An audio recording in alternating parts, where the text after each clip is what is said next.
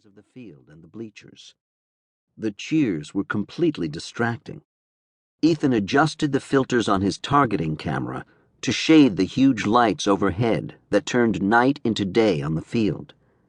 He spotted his mom in the stands, with her golden Filipino features smiling, and Dad, with his strong Cherokee jaw clenched.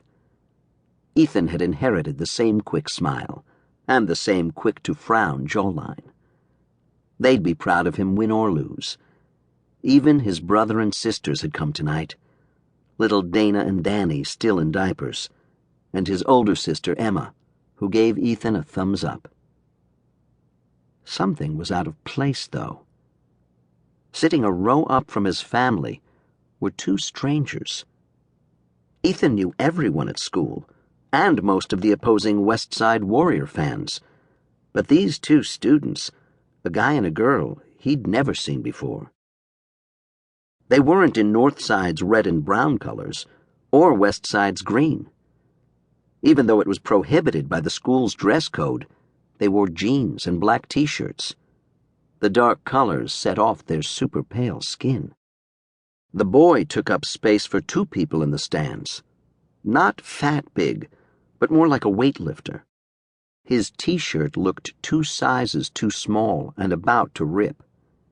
His head was shaved, showing only a faint shadow of stubble.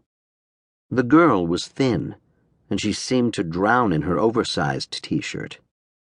Her blonde hair stuck up in a spiky ponytail.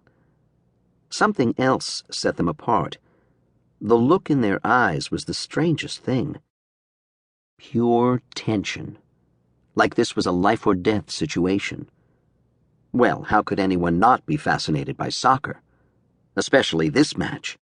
But these two scrutinized everyone on the field, as if they weren't interested in the game exactly, but were looking for someone. Coach Norman finished his final instructions, which Ethan realized he had completely blanked on, and shouted, "Break!" Ethan instantly forgot the two strangers and snapped his head back into the match. His teammates placed their hands in the center of the huddle with machine-like precision, raised them in salute, and shouted, "Grizzlies!" Ethan and his team then turned to face the West Side Warriors. Ethan should have asked about Coach's instructions, but his parents had always told him to go with his gut when in doubt. That was what he'd do now. He whispered to his fellow striker, Bobby, "Give me 3 Mississippis, and then pass me the ball." Bobby looked back at Coach, whose word was law. But Bobby also knew when Ethan Blackwood was in the zone, and when Ethan couldn't fail to make a shot.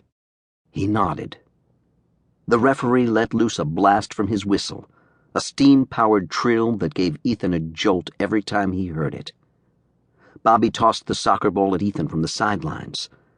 2 green-clad warriors bounded toward Ethan, 1,200 pounds total, of gleaming metal pistoning at him like freight trains. Ethan's heart hammered. He kicked the ball back to Bobby and counted. 1 Mississippi. Ethan sprinted at 45 miles per hour to the midline field. 2 defenders covered Bobby. 2 Mississippi. Ethan dodged. The single defender on him overshot his position, lost his balance, even with his gyros on max, and landed in a heap with a tremendous clatter. 3 Mississippi. Among the squicks of souls on the green-painted metal field, there was the unmistakable whoosh of an incoming solid rubber high-velocity ball. Ethan stomped and spun. For a fraction of a heartbeat, he saw the ball he knew Bobby would pass, a blur rocketing at 200 miles an hour, right to him. Ethan headbutted the ball downfield and sprinted after it.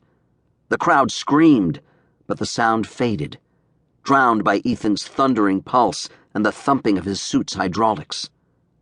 3 warrior defenders raced after him. Ethan twisted, gears and gyros screaming in overdrive as he caught up to the ball and dribbled it between his feet. Warriors closed on all sides to block him. There was no more time. He had to take the shot now, still 300 feet from the goal. He snapped on his suit's targeting system. Arrows and grid lines popped onto his view screen.